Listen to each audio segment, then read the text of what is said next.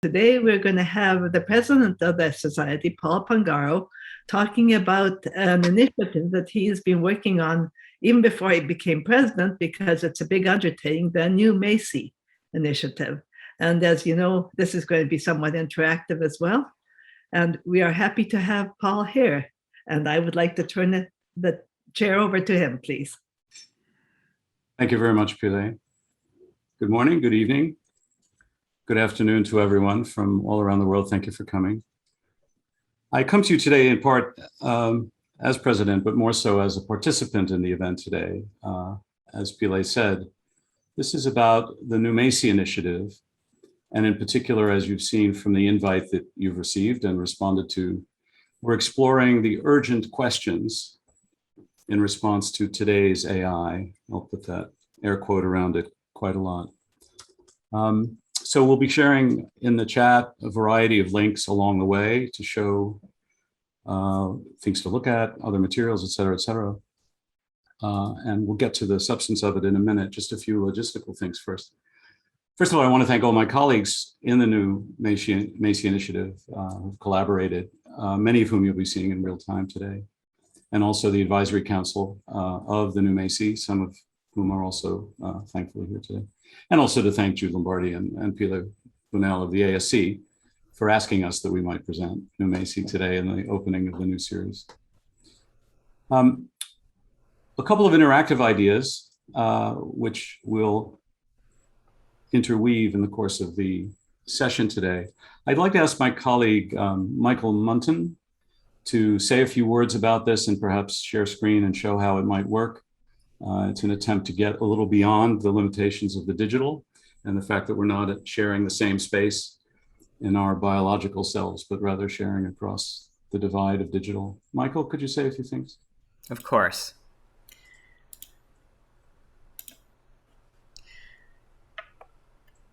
Thank you, Paul. I'll be putting the link to this Miro board in soon, but I'd just like to do a quick run through here. So the thoughts and ideas that we gather here today will help inform the direction of future new Macy meetings. At the end of this meeting, we'll have a vote in Miro to better understand which questions and ideas seem most pertinent to the group. Some of you may be familiar with Miro already. It's a virtual whiteboard that allows us to collaborate in real time. On the left side of the screen, you'll see a small white toolbar. The fourth icon down is the sticky note. We'll be using the sticky notes to share ideas, thoughts, examples, and follow-up questions. To create a note, you can also left-click 3 times, and that's just a nice little shortcut. For convenience, the questions can be located at the very top of the boards. A large black arrow will indicate which question is currently being discussed, and every question has its own board, as you can see. And below the 6 main boards, there's a space for practice drawing or drafting ideas. It's just sort of a scratch board that you can use. You aren't required to use it, but you may if it's helpful. And then if you need assistance, you can message Adler or me to help you with technical problems related to Miro during the meeting. So I'll now post the Miro board in the chat. You can click on it and it will open in your browser unless you have the app installed already. Great, Michael, thanks very much. And thanks for all the configuration there, we appreciate it. Also, you see the Zoom chat. Please feel free to interact with each other, propose questions, preferably marked as question, but if not, we have some folks who are monitoring the chat for that purpose. I do ask that you confine your comments in the chat to the topic at hand. Sometimes it goes off the reservation. We'd like to try to stay focused if possible. If you want to respond to somebody specific, you can say @name. So if you're responding to somebody who's further up in the list of messages as they fly by. Also, the hashtag #NewMacy is also something you may wish to use in social media. And the @NewMacyMeetings is a recent Twitter account that we just started. But let's get to it. Let me share my screen, and you'll see in the chat may have scrolled up a little bit, under urgent questions, we've shared this slide deck that I'm about to show you. And the advantage of clicking directly on the slide deck is that you can see a series of links and other materials that can be linked to from here. So this is our opening page real-time Miro board. So that's a way also, if you go directly to this slide deck. There's new Macy related links that we'll be talking about, the event description that brought you here, and indeed, in general, the new Macy hashtag, Twitter account with hashtags. So why are we here? How did we come here? What's our purpose today? Forgive me if I spend a few minutes going over a short history of new Macy, because I think it's important. We're a little bit down into it now, and I want to zoom out very, very slightly. So these were the provocations of today, the two on the left, how to create more analog and organic frameworks and what forms, etc. You can read that on your own. These came out of a series of real-time presentations. Can somebody see who's not on mute? Unmute them, please. So these provocations, kind of in the middle of I want to give you some history and then move forward in the event itself. So to recenter, how did we get here?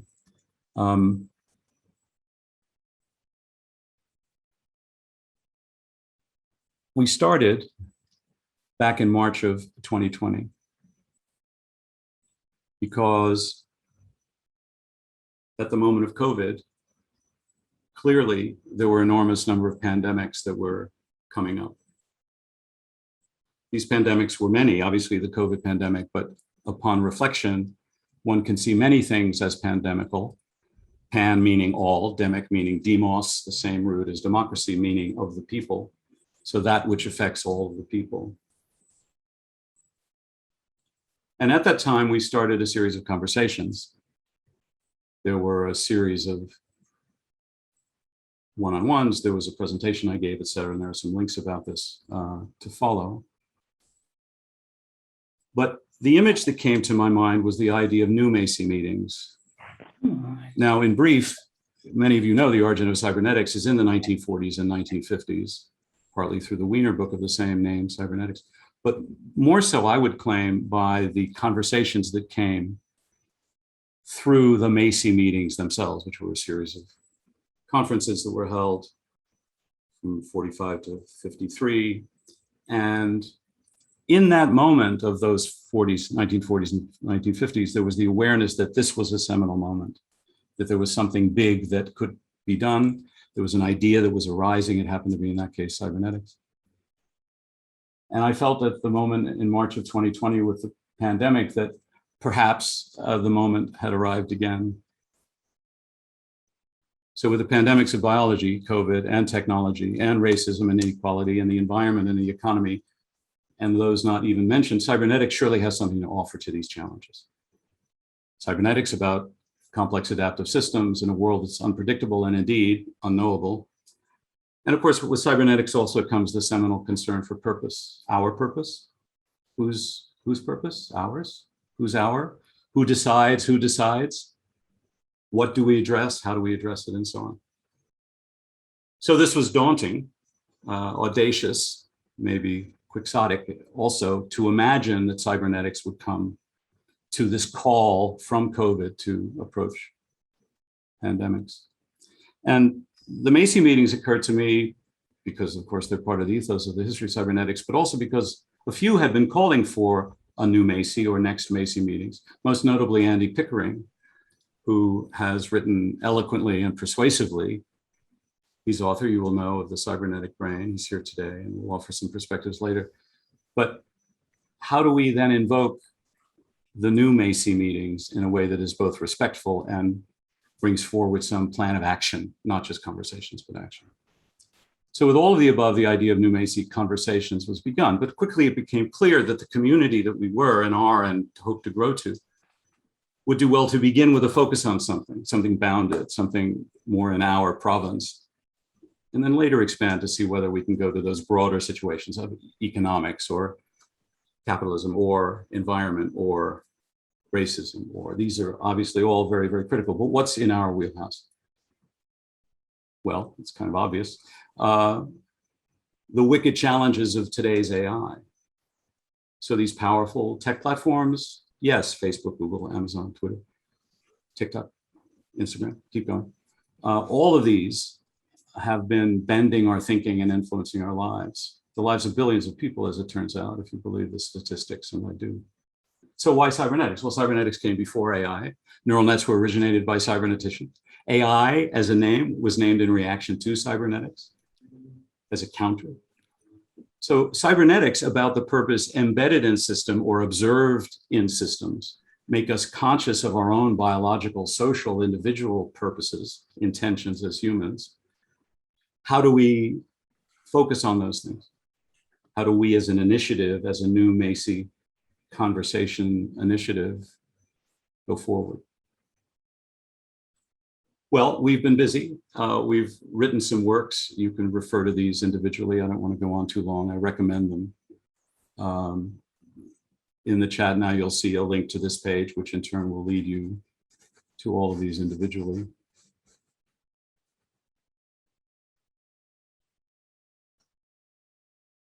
Have a look. So in this history from March of 2020 to present, we've had a series of interactions, many one-on-one, some bi-weekly, some in invited talks in small groups, some in larger keynotes and so on, but all the way trying to bring a focus and going beyond just conversations. So how do we have a positive effect in the context of the pandemic of today's AI, the problems that AI brings up? And there's a summary article there, number 4, for example, is a position paper that goes into depth, that tries to analyze why we believe AI and the digital logic of it is having a negative effect. What is it about digital thinking that overcomes developers, entrepreneurs, and profit-making corporations to make such an incursion in our daily lives, into our nervous system, so to speak, not literally, I hope not ever, but figuratively for sure. So what became our focus was to bring forward alternatives to the algorithms, not just to say these are bad and we need ethics. A lot of folks are doing that better, I think, surely than I can. Ethics is not my province. But how could we find alternatives to today's AI that already exist in art and media? Surely there are alternative ways of interacting with human beings than recommendation engines and the other digital ilks. I don't want to go too far down that rabbit hole. The list of links will find you how we articulate those things. So how do we find these alternatives to the pernicious algorithms that are inside of today's AI? And how would we indeed develop and design them ourselves? From what principles? And this is where we ended up with a contrast between the left side here in red and the right side. We argued a lot about these. We spent a lot of time going back and forth. Well, what about it's a fantastic conversation and fantastic dialectic. And there were many variations of this particular diagram. But in the end, I think, as a simplification, I hope not an oversimplification, the left is somewhat digital and the right is analog, and we need both, right? We're not going to remove the digital from our daily lives, and the digital is efficient, it's effective, it's predictive, it has all of these positive aspects to it. But the right side is more, forgive this simple way of saying it, is more us. We are analog, right? We are fluid, we are open-ended, we are ambiguous, and so on. So is there a relationship across the analog and the digital such that we can get to a better place and influence the design and development and deployment of digital systems that we now think of as only digital? Can we move toward an analog framework and an analog interactivity? This is the vision, this is where we are.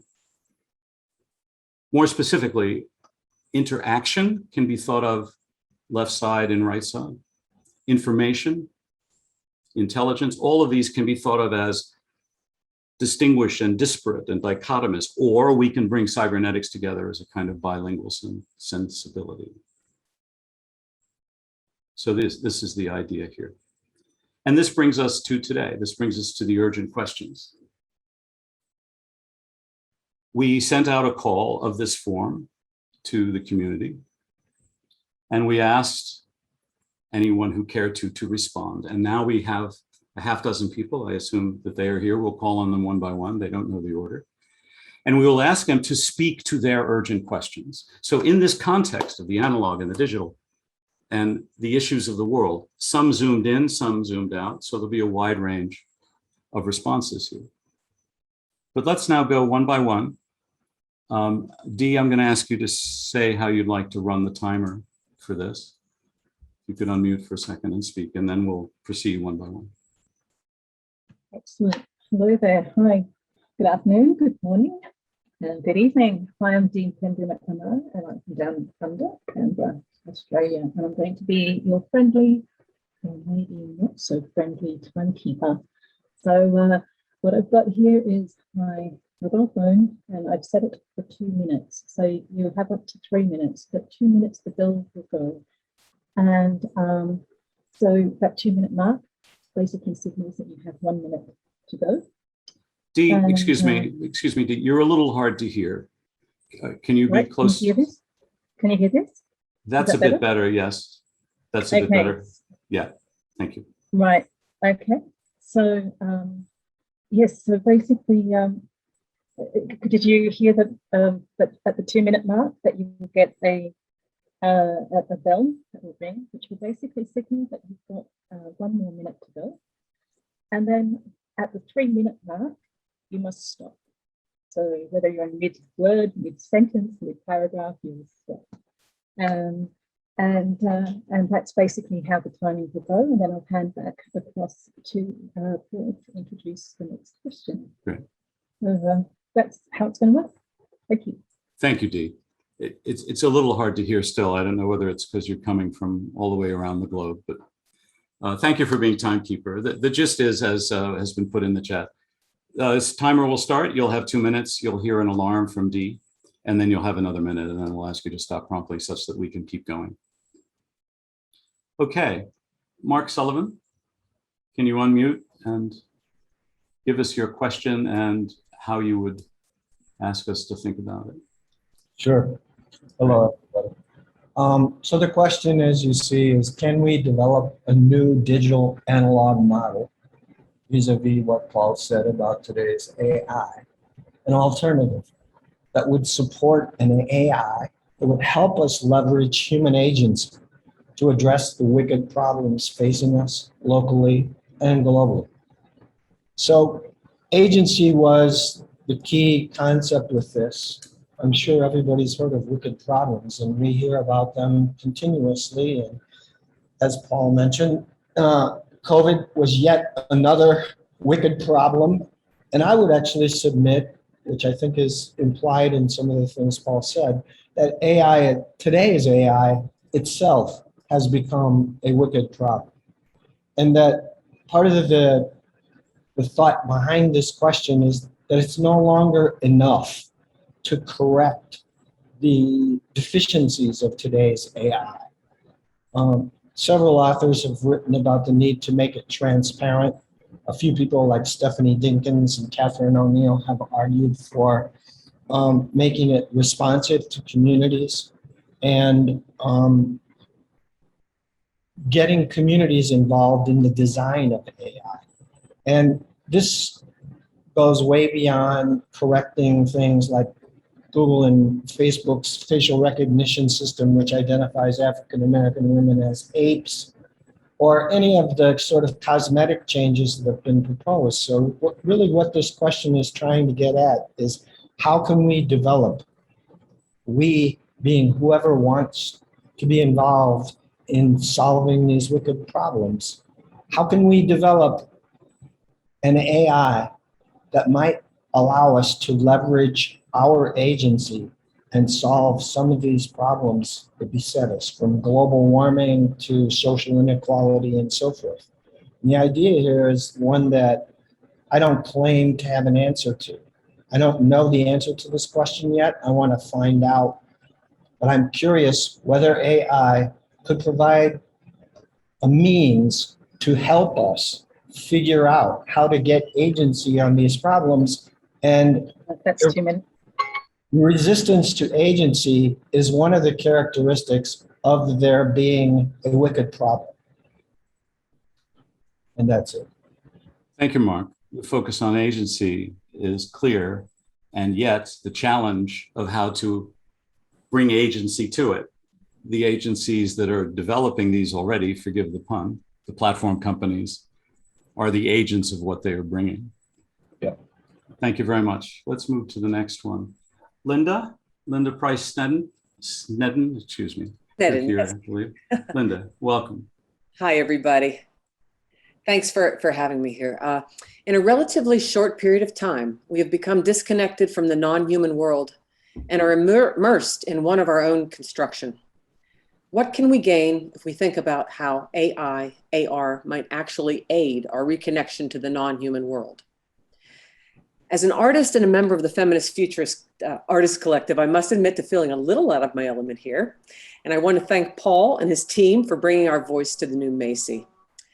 As feminist futurists, we are interested in envisioning new meta-narratives to shape our future identities and enhance human potential. We're interested in not only what is future possible, but what we may have left behind along the way. David Abrams' groundbreaking book, The Spell of the Sensuous, builds upon Merleau-Ponty's thesis of the participatory nature of perception. Perception is interaction between the perceiver and the perceived. Indigenous societies were and are intimately engaged in reciprocal relationships with nature's systems through careful observation and interaction with the environment. These cultures live in rich animistic and rich exchange, with non-human nature, mountains, flora and fauna, the weather. In a relatively short period of time, we've become disconnected from the non-human world and are immersed in one of our own construction. It is our contention that this fact has contributed to environmental and mental health crises. Can we think of ways that artificial intelligence and augmented reality might be used to re-engage our connection to the non-human world? How might this value drive game creation? What would AI interaction with members of Indigenous peoples bring to our understanding and appreciation of aspects of our humanity that we have left behind? Thank you. Thank you, Linda. I love the meta-narratives and everything that you've said. And we have had this discussion internally about the ecological world, the non-human world, and so on. You invoke AI and augmented reality, which is also interesting and very tempting because there are analog aspects of augmented reality, and bringing that combination in is lovely. Thank you very much. Thank you. Kate Doyle. Kate? So my question is, how does the dissection of education into disciplines set us up for technology uses and consumptions, workforces and industries, and modes of interactivity that valorize digital frameworks and dismiss analogic ones? So I'm thinking about this long established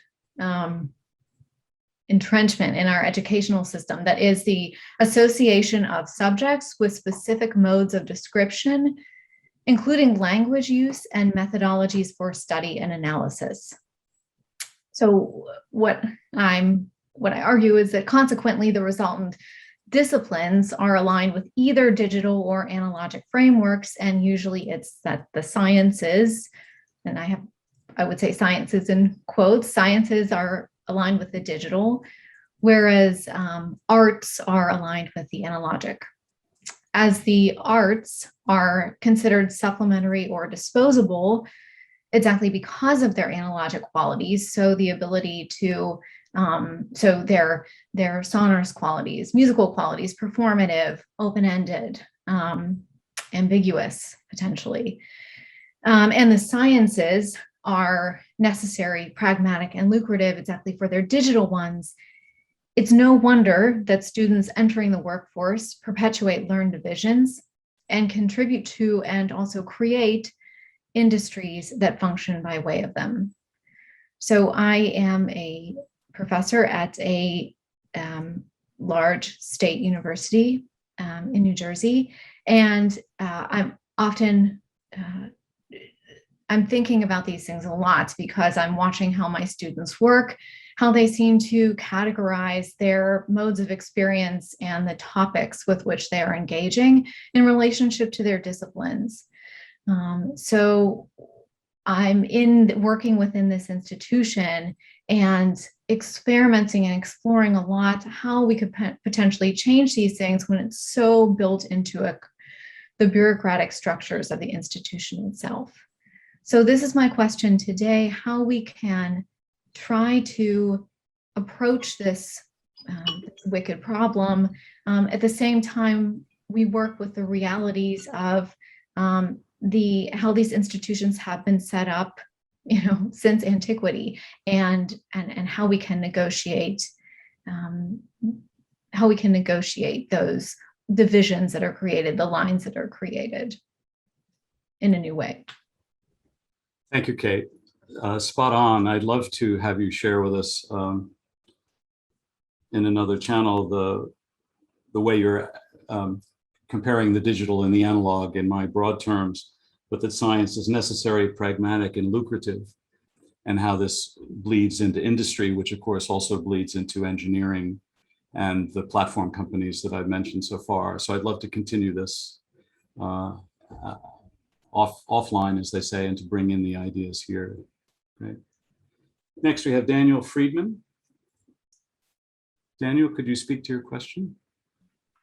Greetings, everybody. Thank you for the attention and for participating in this event. So before reading the question, just wanted to connect to cybernetics and note that goal-oriented systems use questions to prepare the framing for how the answer is going to look, and also for the strategies by which those goals are going to be achieved. So the question that we collaboratively wrote was, how will new affordances and challenges for cyber-physical systems be crafted and engineered for healthy, productive online teams? And with the remaining 140 seconds, just to go through some of these words and why we chose them. Affordances represent capacities for action, some of which we've always known about, others which maybe only existed in the last several years.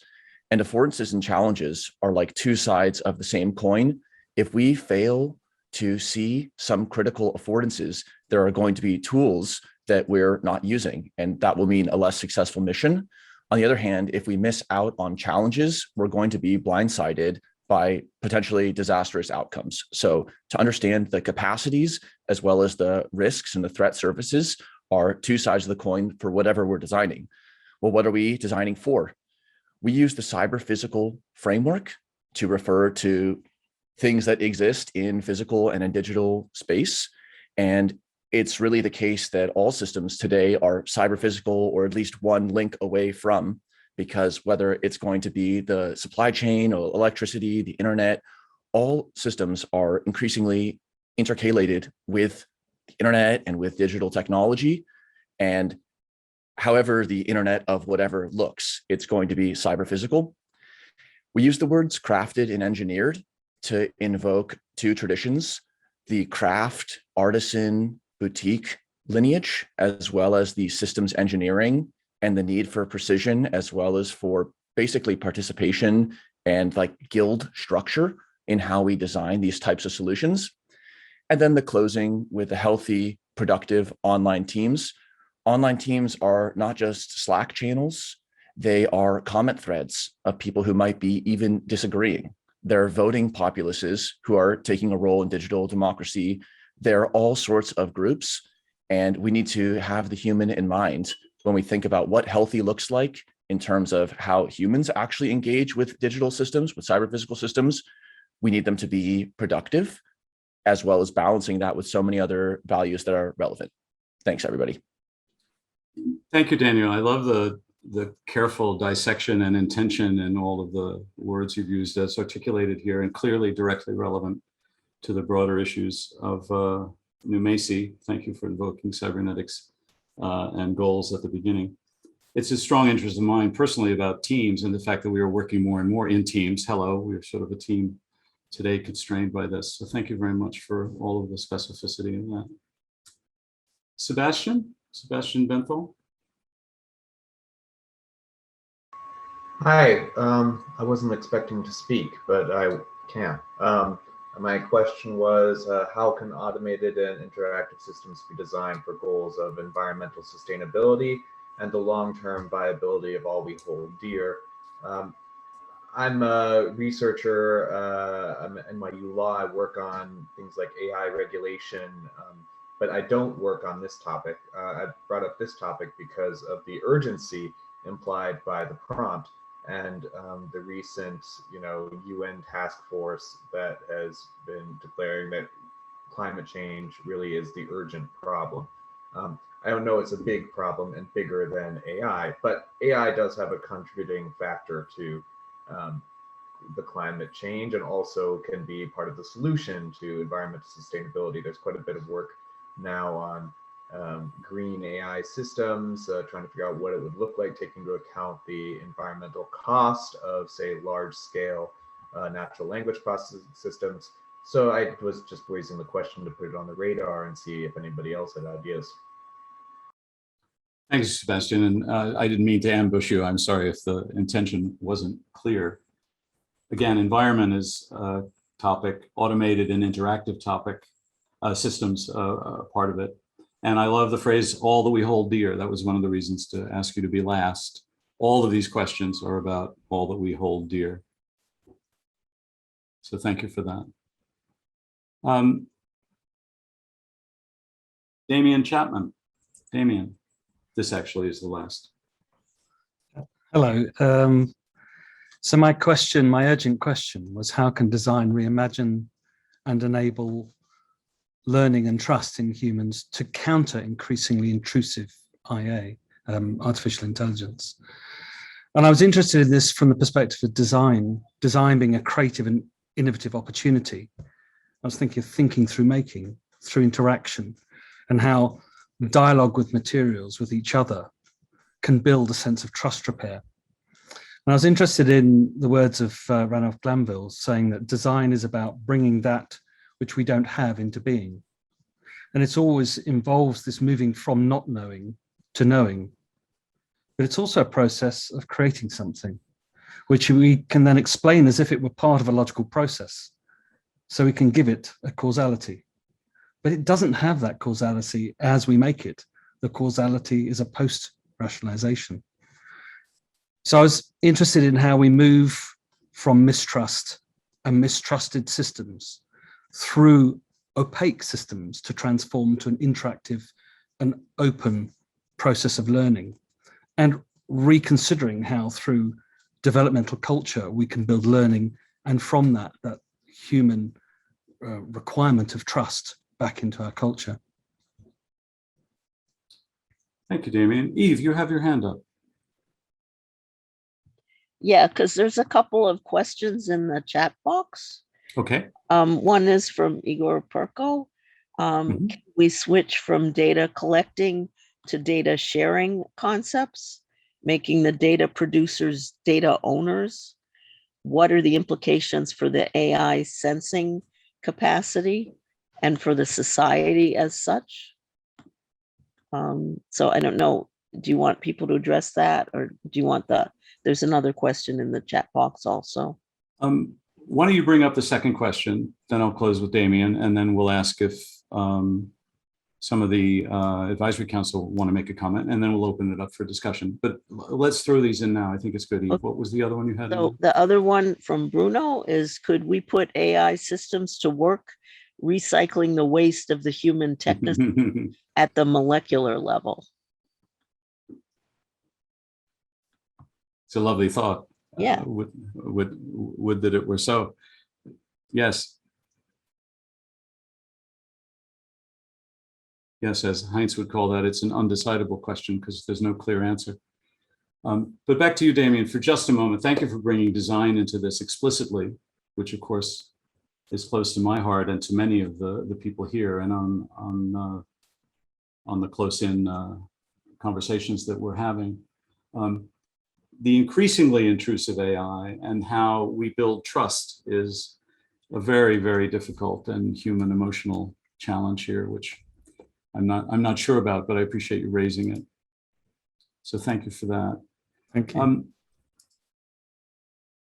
Deborah Forster is a member of our advisory council. Deborah, I know that I may be springing this on you, but would you be willing to make a few comments now?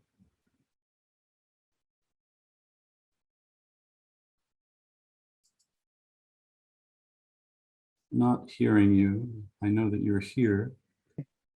Can you hear me now? Now we can Yeah, hear you. yeah. Hi. Thank you. I think that for me personally, when I started to deal with cybernetics and systems in general, I was studying animal behavior, specifically baboons in the wild. And part of what I was dealing with is how do you explore a system, a complex system, where you cannot,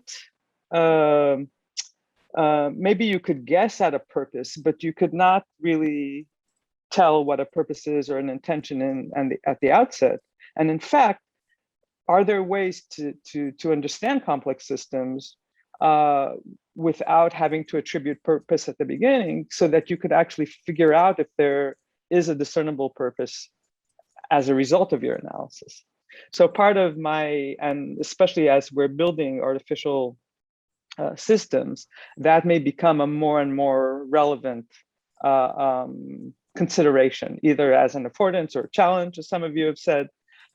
So when I think about, so that's one thing, is purpose. The other comment I would make is that, and Paul and I have had extensive exchanges about this over the last few months, is analog and digital are kind of slippery things, especially when you look at biological systems.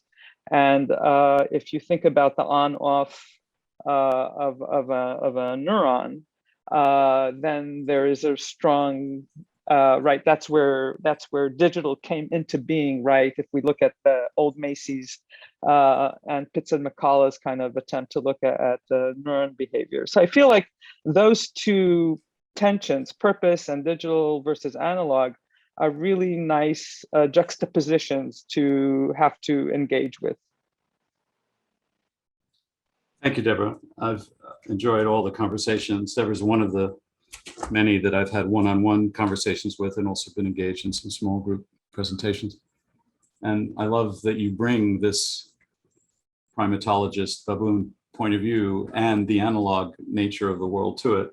And I also am fascinated by this tension, but don't let me dwell on that. I don't see Andy Pickering in the audience. Andy, are you here? I thought you would be coming, but perhaps. Yeah, I'm here. You are here. I didn't see your name. I'm ARP. ARP. I see. ARP 205. Yeah, So I don't know why I'm there. You're hiding in the digital moniker there. So great. I'm glad I double checked.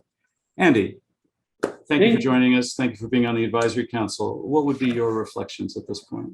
All right.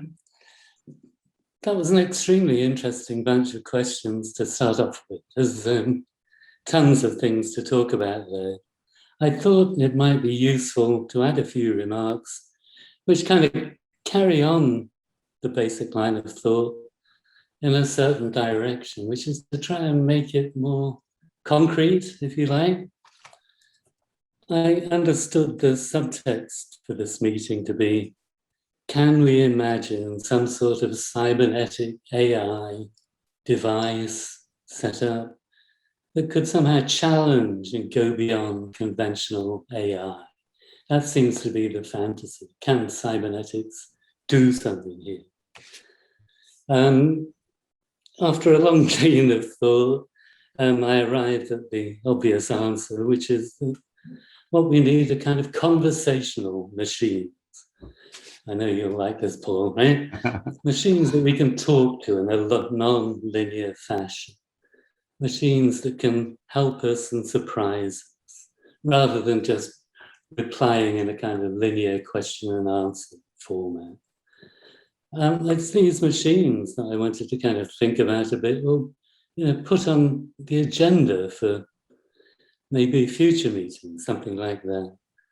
And it's worth remembering that the original Macy meetings were, apart from anything else, technical. People made technical arguments about very characteristic cybernetic machines that they built.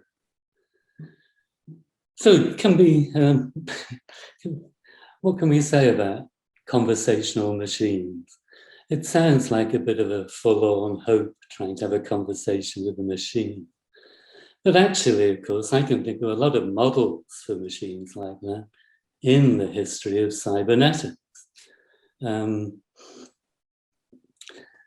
I think basically about the teaching machines that Gordon Pask worked on for almost all of his life.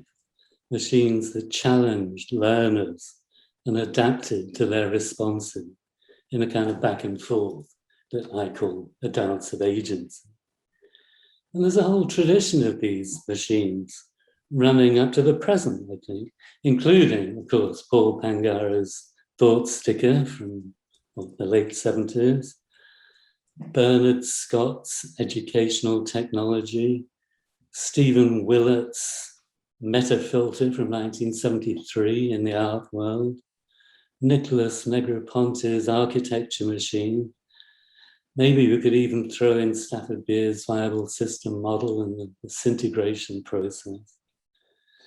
These strike me as being kind of concrete examples, seeds that could grow into a more imaginative challenge to Google, etc., and that might deserve thinking about today or in a later meeting, especially since we have Pangara. We can get him to explain how these machines work, which is often been a puzzle to me. I'd love to hear more about that, and also about the limitations of these machines. Why aren't they flourishing in the world today? What remains to be done on this kind of machine programming front? That's a way of making the discussion more concrete. And as a last point, I could just add that this sort of discussion, it needs to have a technical dimension. We need to think about, what are these machines and devices actually doing? But it shouldn't be purely technical. If we had some kind of concrete examples of cybernetic AI to keep in mind, we could perhaps also think more clearly about what the big problems in the world are and how cybernetics might be useful in helping us to address them. That's my line of thought. Thank you, Andy. Thank you very much. Okay. Beautiful bringing all together in lots of ways. I feel very much the desire to make these concrete, and you'll read as you have, and others may review in the documents we're producing, that these examples, these counterexamples, these alternatives to AI, be concrete, be design patterns and prototypes and a dissection of what happened before and an illumination of what Pask's machines or Willett's machines or even the VSM from Beer could be. It's a beautiful synthesis that you brought together. I appreciate very much. Thanks. Thanks for being here, Andy. Let's open it up to broad discussion now. And we have most of the remainder of the time. We planned on running for 90 minutes. Those who wish to stay, we can go a little earlier, of course. But the key idea is to now bring ideas forward. So Eve, if you have any other questions you want to bring up, if I see the chat is very active and a bit daunting. If others want to raise their hand, I can call on you serially, as you prefer. Who would like to speak? Jamie Rose had what seems like an apt comment that deserves some exploration. There seems a tacit presumption all AI designers are ethical and high-minded to greatest benefit for the most people, and that is not the case. Well, and that's actually related to a comment I put in the chat box, which was that, yeah, I mean, the idea of unintended purposes, and that you can actually have initial purposes that are not malign, but the consequences could still be. Yes. First to Jamie, I don't think there's an assumption here that AI designers are ethical and high-minded. Some presumably are, but I don't hear that assumption here. And surely how it ends up is neither ethical nor high-minded. Again, we won't Go ahead. In retort to that, I was listening to most of the 6 presentations and thoughts, and there seemed to be a presumption of any outputs that were coming from AI decision making or recommendations would be oriented towards the betterment of humanity generally, and so there we ought to be just openly accept them unquestioningly. So that's where I was coming with that concern. Yeah, I think we share that concern, and I didn't hear that utopian view in the questions from here. And of course, the industry itself is questioning itself. Not really, but it's throwing a lot of money toward so-called ethical organizations to help them consider what are the ethical issues. And we put $1 billion over here, so surely we care about OpenAI and all kinds of things like that. So I think there's broad agreement, Jamie, that's an issue too. Again, surely we're ethical. Are we ethicists? I'm not sure. That could be a branch. If people want to bring that to the new Macy initiative, I would love to have that be a hub of other conversations. Here, the question is, if I may add just one little side topic, and this is something that I had mentioned in some private conversations, is that I'm not particularly sure, being a biologist, I'm not particularly happy with the architecture of AI systems where hardware and software are considered separate entities and inert to each other, where living systems are not formed that way. And so there's an insensitivity where the AI systems themselves are not adaptive to changing needs and proprieties as living systems are. So that's a correlated issue. Again, agree. And I think the cyberneticians would largely agree, if not entirely agree. Thanks for your comment, Jamie. Yes. Just quickly, Daniel Friedman is asking the ethical grounding for cybernetics. I can only recommend Heinz von Forster's paper, Ethics and Second Order Cybernetics, and I think that will answer that question. Jump back a second, Paul, to Deborah's observation about purpose. I think there's an interesting connection to that and Kant's comment on art, which he at one point calls observing purposiveness without purpose, which sounds contradictory, but I think what he's trying to talk about is observing something that shows characteristics of purpose, but you don't know yet what that purpose may be. And that seems to me to be kind of an intrinsically cybernetic process. And I think that's maybe where art also has something to contribute to this dialogue. We agree completely, if I can use not the royal we, but the conversations we've been having, and Mark has been part of these as well, to bring in art and media and as broad a swath as possible. Kate Doyle spoke earlier, she's a musicologist, etc. The full experience of being human is what we want to make sure we are not crashing against and obliterating with whatever technology we bring. And indeed, the resonance across the digital and the analog is something that we're looking for in general per the diagram. Thank you for that. There were some questions from Miguel Martin and Adler Jorge on waves and the idea of the first big wave of AI and how that might depend on centralization and scale. They're interspersed. I saw it go by, but Miguel or Adler, can you articulate? I mean, we've had a couple of big waves of AI, right? It depends on how you want to count. Miguel, would you like to comment, please? So my concern is that at this point it's a juggernaut that's too hard to stop. And I take a little bit of inspiration from what's happening in the decentralized finance world. I think this is all part of this continuous wave in technology that's happened throughout the course of computing, which is you centralize, you decentralize, you centralize, you decentralize. It keeps on happening over and over again. we're going to go beyond the cloud at some point soon. And so I think if the data becomes decentralized, then it automatically de-inflates the power of a Facebook or a Google or a Microsoft to be able to pull off these extremely powerful AI models. If the centralization continues, then I think the power of AI by its nature is that it will exponentially increase in power, at which point then at some point we may not even have any control over it. Thank you, Miguel. Is it inevitable that the data continue to be centralized and always be centralized? Is anyone able to comment on that? Maybe I can comment on that. Yeah. Igor, is that you? Mm-hmm. Please go ahead. Currently the trend is developing data lakes, which do enable the development of artificial intelligence as the organizations, basically companies, it's imagined they should be.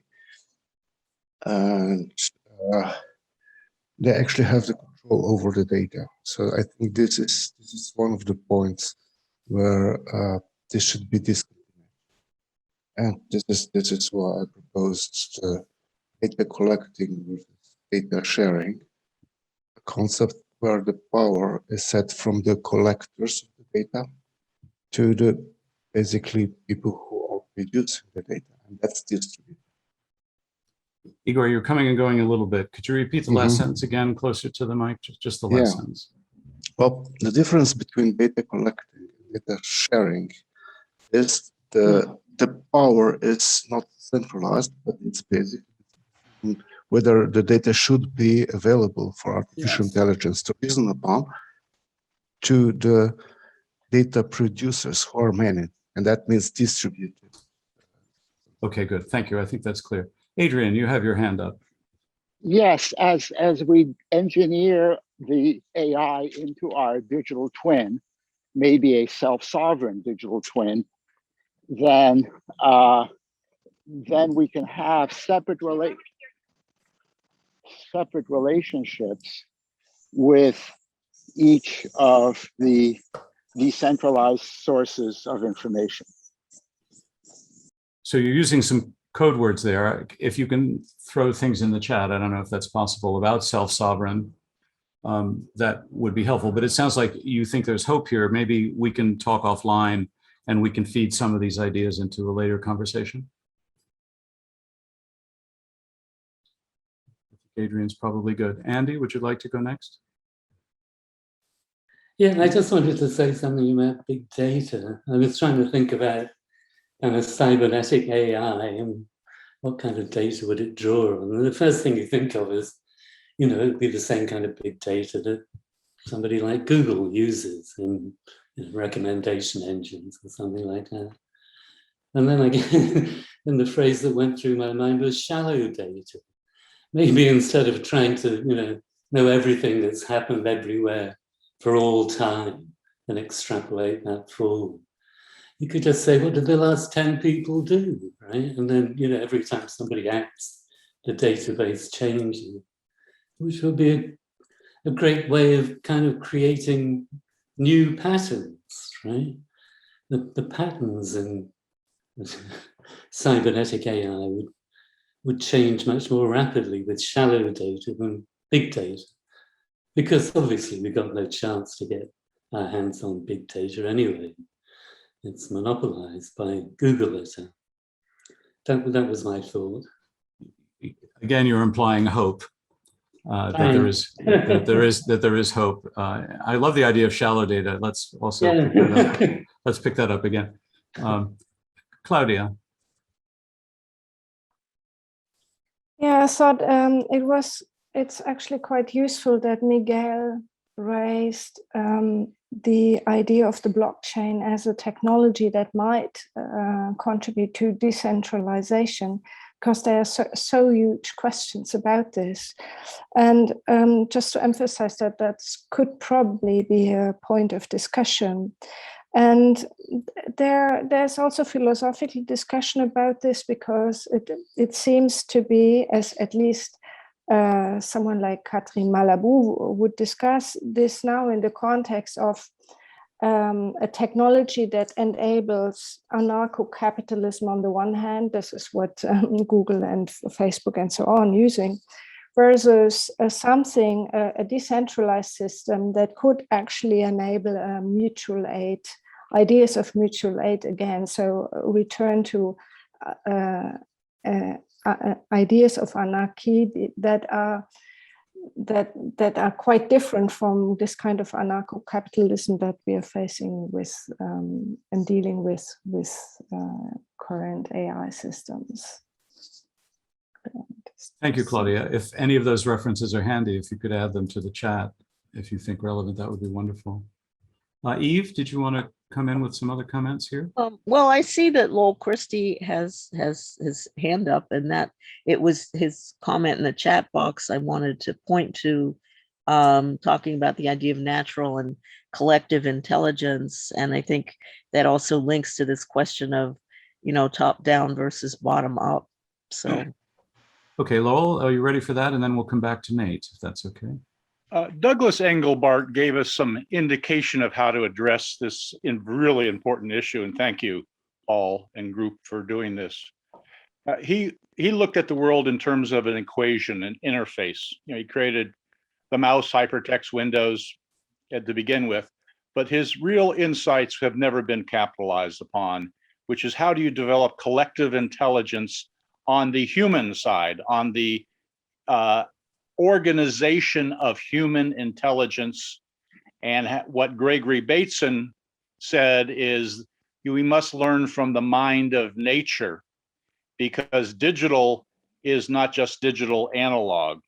It is something more in nature in terms of how we model the world and understand the world. So there are two people out there, Engelbart and Bateson, that give the natural and collective intelligence side of the asymmetric equation between AI, ML, machine learning, and natural and collective intelligence. I think that's be worthy of our endeavoring on that.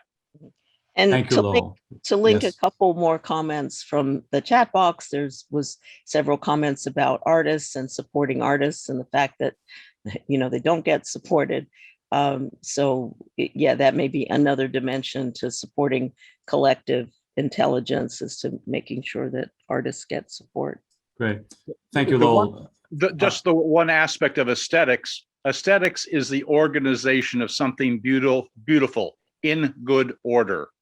And that's what we're missing on the human side of the equation. Very nice. We had a request, Lowell, in the chat for references on collective intelligence, if you have some, especially from Bateson and Engelbart. Will do. If you could put them in chat. Thank you very much. Nate, you've been patient. Thank you.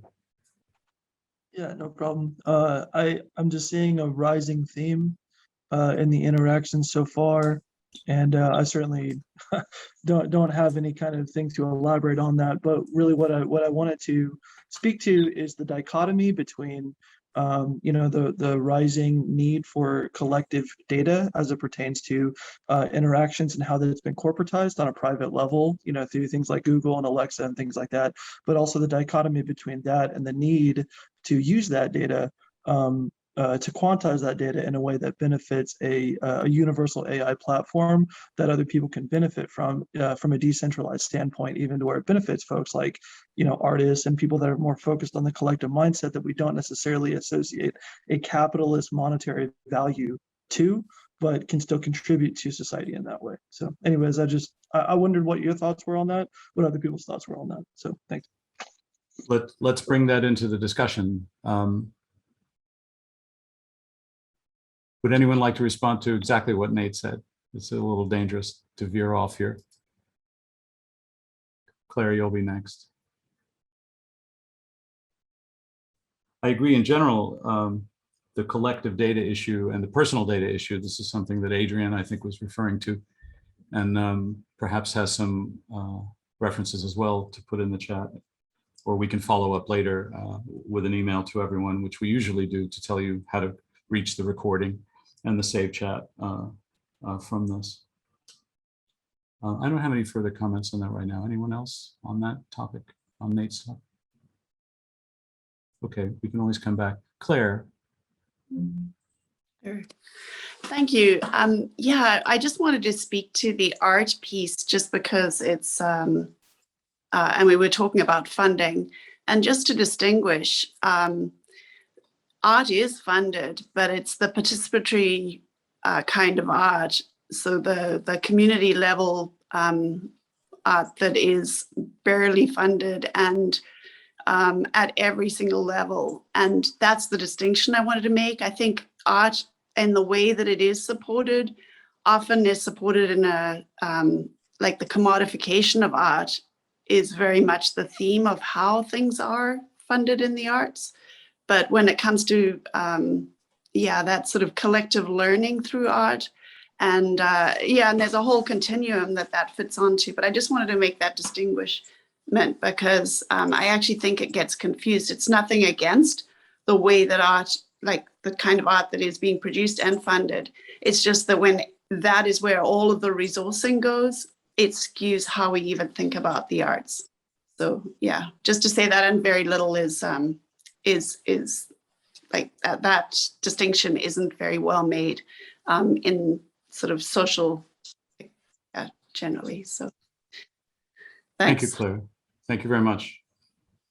Other comments are interrelated in the chat. Again, too many to interweave, but Jude Lombardi makes the distinction between collecting and sharing and the importance of considering the language that we use in these regards. Kate.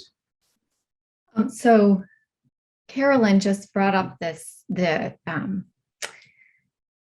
NFTs, and I was just about to mention that this in relationship to the comments about blockchain and this new trend in monetizing art practices where NFTs are sold. And so I was trying to formulate a kind of question or comment about the thread of discussion we've had about art making practices in general, and in relationship to monetizing practices, but also education. I think a lot about art and the relationship of unknowing and art being used for different purposes. So being used from an educational standpoint. And Paul, you had mentioned at the very beginning of this discussion that we could take advantage of the analogic frameworks that are inherent in art and media already. So how do we do that? How can we take advantage of that? From my standpoint, I think a lot about how can we use art to think about analogic frameworks and specifically uncertainty, which I think it may be the question you used, Paul, or at least it's in the digital analogic graphic. So uncertainty or unknowing, how can art help us to access resistance against these kind of this boundary creation that's created, as I mentioned, in education systems, which I made sort of analogous to digital frameworks. So how can art help us to educate ourselves to think about boundaries differently, boundaries of form, boundaries of knowledge, and the dissection of things from a variety of standpoints. And this is where I found Damien's question really intriguing, because Damien, you brought up this idea of trust. What is the relationship of knowing and trust and ownership and trust in relation to art making practices? So that's just something that I think might be fruitful to think about further. Yes, thank you, Kate. The whole idea of the culture of digital, which of course Joe Weizenbaum, I happen to be reading this recent translation of some of his work in German. He's of course famous for Computer Power and Human Reason, but he spent a lot of time late in his life in Germany, and these are translations of his work, and the introduction alone is fantastic. And of course he wrote in the 70s about the kinds of hackers, tech folks, I was among them as an undergrad, partly in a computer science department, and how their whole way of thinking caused a way of programming, which pervade a way of making digital come out in the world. And as I recall in Weizenbaum's Computer Power and Human Reason, he contrasts cultures. You know, we're not talking snow here, but it's a bit of how do we think about things and how can we come back to our analog roots is the way I like to put it. Indulge me a minute, I have to read this one quote from Weizenbaum, which is, quote, "Since we do not now have any ways of making computers wise, we ought not now to give computers tasks that demand wisdom." And I suppose a recommendation engine doesn't demand wisdom for telling you where to buy pizza, but many, many, many applications of AI do demand wisdom when they're making social judgments, racial judgments, economic judgments, and therefore human judgments requiring wisdom about individual people. Guilherme.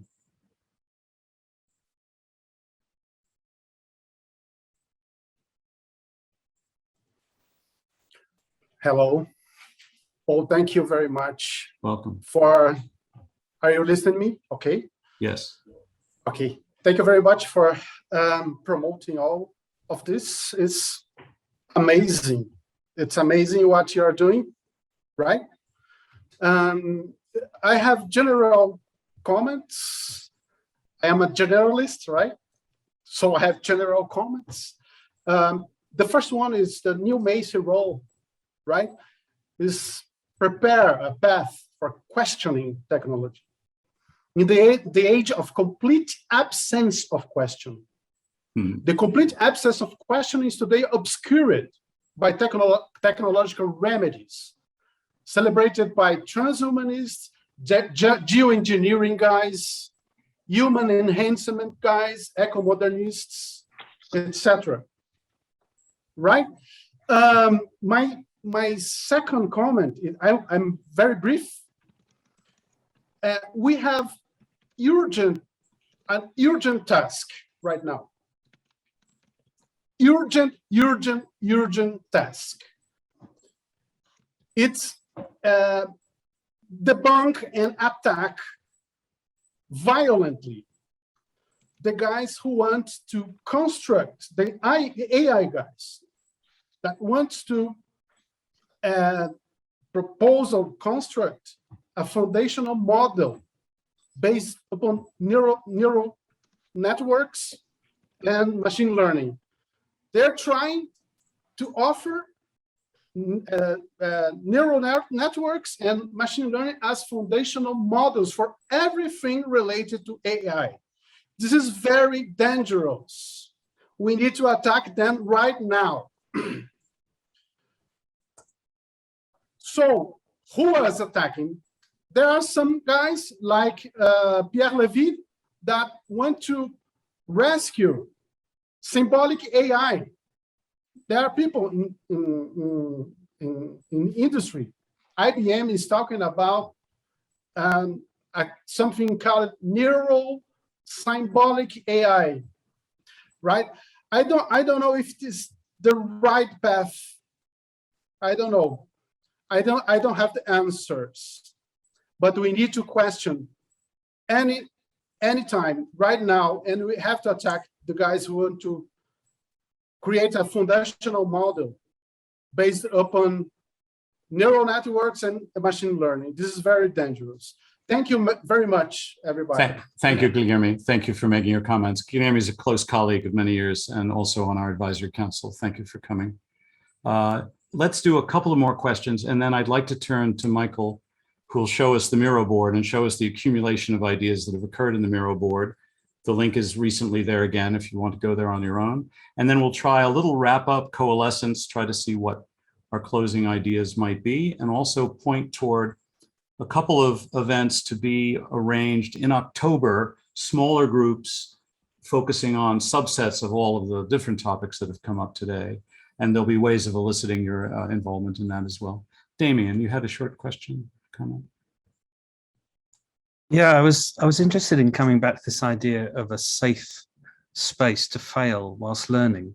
But I think this is so interesting from the notion of coming from the idea that you teach something in hoping that students regurgitate that back, moving that out to the way that you're hoping that you're facilitating groups of people to learn new ways of making sense of their ideas, their experiences.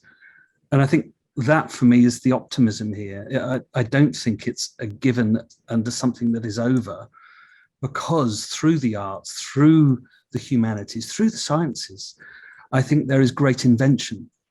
But I think sometimes what lacks is the confidence to fail in that making process, because we measure by A's and A stars and distinctions, rather than the creative opportunities and the learning that goes in that place. So that's where I think that maybe rethinking how that place of, or that language around failure be reshaped, and also how the place of learning be given more opportunity for people to establish who they might be and their ways of developing language to form and build forwards, if that makes sense. Beautiful, Damien, thank you. Two more, Eve and then Klaus, and then I'd like to ask Michael to show us the Miro board and to begin to coalesce and maybe see where our common ideas are here. Paul, we Eve? also have a comment in the chat from Philip Beasley that you might want to look at. I can look at that. Okay. I just Although want to go point ahead, out Eve. that yeah, so there's been some discussion in the chat about the NFT non-fungible tokens and some resources offered. But I just wondered if anybody wanted to offer any initial clarification about some of the questions about the no resale commission options, etc. Just to briefly speak to that, yeah, this is programmable interactions with value. So one can specify tokenomics that are totally arbitrary. We shouldn't feel limited to what exists today or yesterday. One can design digital systems that are fungible, non-fungible, anywhere in between with any kind of parameters they want. How to get other people to value it, I mean, how to get people to value art has always been the question, but we're certainly not limited to the forms we see today. This could be a subtopic that we might want to return to. Should we move to Klaus then, and then afterwards ask Michael to give us a review of the Miro board? Klaus, welcome. Well, I want to make a few comments. Let's start with AI, the name of AI. When we design technology that we say is intelligence, we submit our own intelligence to the superior artificial intelligence. That is a big mistake. I appreciate Paul's suggestion. One should maybe look at wisdom. Now, I'm not so sure how we can quantify this or what that all means, but I think it is a big mistake to attribute intelligence to machines that we design. They expand, if you want, the range of human intelligence, but not replace it. The second point is that I think we make a mistake in constantly, and not really a mistake, but it is kind of not enough to talk about the human-machine interaction, the question of ethics, et cetera, et cetera. The point is actually that, and I think who raised the issue, or Claire raised the issue of funding. Well, who pays for all of this? The point is actually that I think the people that develop artificial intelligent machines, supposedly intelligent, are really supporting big industry, big government, big institutions that take over basically society in a massive way. And we focus on minor things when the bigger issues are that we are increasingly programmed in support of big machineries. And I think centralization and decentralization is an issue, but this deals only with control. But this is already not centralized, but it is already delegated to machines when whole industries are basically run on algorithms. And they are not intelligence, they have a different kind of purpose. And I think we should really look at what we do unintentionally, supporting machines that in the end ruin really our lives. Thank you, Klaus. Agree completely. Michael, shall we move to you and begin to coalesce and find a way toward some conclusions? Yes. I'll post in the chat right now the link to the mural board again, just in case, because the chat has been very alive in this meeting, which is fantastic. So currently, we have the 6 boards that are have had lots of input into them, which is fantastic.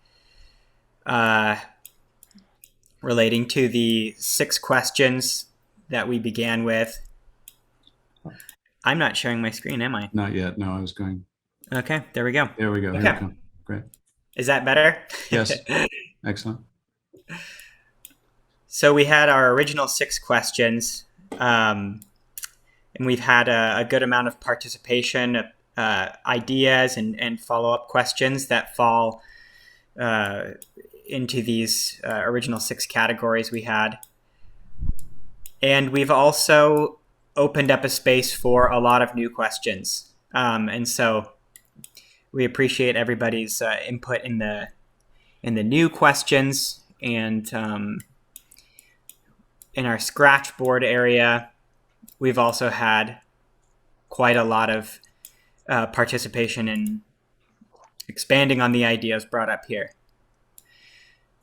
Paul, what I would like to do is to have a quick vote. Anybody who's in Miro can click on things that they feel are pertinent. We're not going to necessarily decide what the next meeting is going to be about right now, but it'll just help us have a better idea of the next direction. It's a lovely idea. Can you give us a quick review of how to vote quickly for those who are new to Miro? So once I open the voting session, there will be 5 minutes and each person gets 10 votes, and you can just click on anything that you're interested in, whether it's one of these 6 questions that maybe was very, you feel is like very pertinent. Maybe it's a particular sticky note. It can really be anything within this area. Actually, I need to expand it because we've added so much here. Is that clear enough, Paul? Yes, I think so. So again, you'd have to click on the link to the Miro board. That will bring it up in a browser on your machine. And then as you watch, you'll see the voting capacity come up. Let's leave you sharing for a moment, Michael. Larry, might you be ready now to make some closing comments, some coalescing comments, and then I'll ask Fred to say a word or two, and then we'll end. We may run a little beyond 1:30. I apologize, or half past. Larry, please. Well, first, thank you very much, Paul, for putting this together. It's been really enjoyable for the last year, interacting with you and the entire group. It's hard to know where to start with this. I think one place to start is there was a comment made, are we too far along on our current track to suddenly switch tracks? And I think that's an important question. It was mentioned that part of the current track we're on involves our entire society. Some mentioned, the ambiguous term capitalism. Certainly that plays an effect